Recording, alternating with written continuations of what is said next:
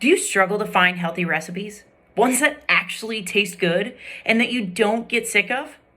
If you've ever said, I just wish somebody would tell me what to eat when you're on a diet, you've come to the right place. My name is Jordan Davies, and I'm here to share with you today how to find healthy recipes in as little as 5 minutes.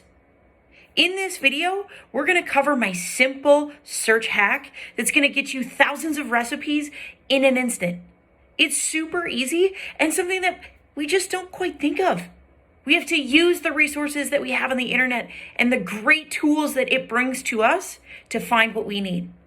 The second thing that we're going to cover in this video today is just the simple swap of a couple things in and out. We're not trying to be big chefs in fancy 5-star restaurants. We're just trying to make simple swaps to get the best out of our diet. The last is my favorite and simplest hack that you can take from this video today. It's something that you don't even need to adjust your recipes in, but it's something that you can take and modify your current recipes and still get results that you desire. So the first thing that we want to cover today is my favorite internet hack on how to find healthy recipes. Google, Bing, whatever search engine you're using is incredible. They have so many resources and recipes at their fingertips, but you just have to ask for what you want. If you're looking for something specific, but you know it may not lie on that healthy end, ask for a healthier version. Healthy version of spaghetti and meatballs. Healthy version of pizza. Search and get specific in what you're looking for. Utilize different terms in your search engine. Lower carb, higher protein, substitutes for this. Get very specific in the use of that search engine, and it's going to pay off big time. That's where I find all of my recipes. And the cool part is that once you go about this and you give it a shot for a little bit, you're going to learn which websites and which sources can routinely present you with a variety of videos and recipes for you to follow along and stick to in your diet. Now, if you never thought about how simple that could be in just modifying your search, let me know. Or maybe you've been doing this. Let us know some of your favorite search terms in the comments below so that we can all share and find better recipes and share them together. Now, the second way that I like to change things up and get a little bit healthier in the recipes that I use is just by swapping things in and out. Let's say, I love the analogy of spaghetti and meatballs. You have a meatball, which is high in protein. You have pasta, usually a white pasta. You have a marinara sauce and probably some cheese to go on top. The simplest way that you could see some big results without even adjusting the recipe is just start by swapping out the noodles. Or maybe instead of ground beef, you used ground chicken or ground turkey for those meatballs. Maybe you swap out a different type of cheese, one that's not as processed and a little bit more truer to form. But start by making one simple swap. Something small, something easy that you don't have to go searching the internet for. But here's the thing, maybe you don't know where to start. Maybe you're not quite sure how or what to swap out. You can go back to that first tip I gave you and get specific in those search terms. Maybe you're looking for a substitute for pasta. Google that, search it. What is a healthier substitute for a spaghetti noodle? It's going to come up with thousands of things.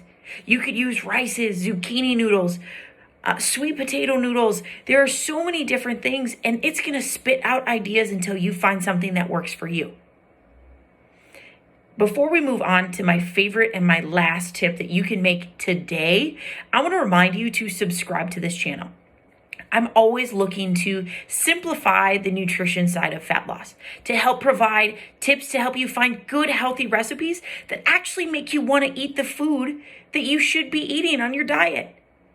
I want this process to be enjoyable for you, which is why I put out videos each and every week for you to stay up to date on and follow along with and get the results that you desire. So go ahead, hit that subscribe button before we wrap up this video and get to that third point. Now, for our final tip, and this is my favorite one, is it doesn't require any change in the actual recipe.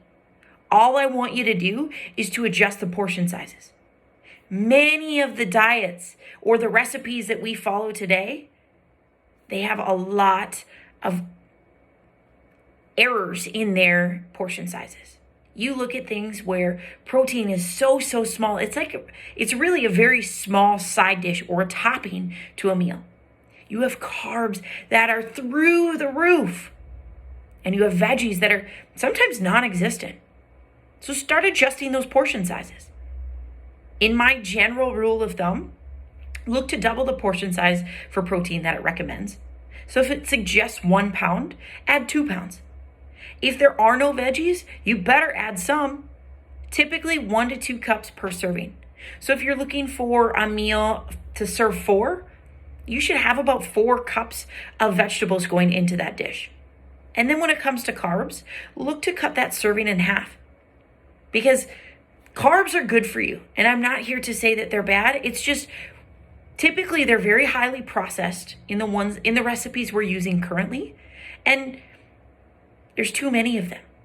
We could better satiate ourselves, get ourselves better results by just making some changes to add more protein, add more vegetables, and to cut out the portion size of those carbs. More than likely, you're getting an adequate amount of carbs by the foods that you eat throughout the rest of the day, that we're not too worried about carb consumption. But in order to build lean muscle, in order to see the results that you want to see in losing body fat, in order to stay full and not suffer from that unbearable hunger in a diet, we need to increase things like protein and vegetables. It's my favorite hack. It's really simple to do, and you're not losing the great taste that you had in the original recipe. Now, if you're somebody who really struggles to find recipes, I want to offer you a copy of the Complete Cookbook. The Complete Cookbook is a cookbook I put together with time-friendly recipes based on the amount of time you have to prepare and cook this recipe. There's ones in 15 minutes or less, 30 to 45 minutes, and 45 minutes plus for when you're looking to get a little bit more creative with your meals. There are breakfast, lunch, dinners, snacks, even some desserts. So go ahead, grab that link in this description below, grab your copy of the Complete Cookbook, and find recipes that you actually love and enjoy.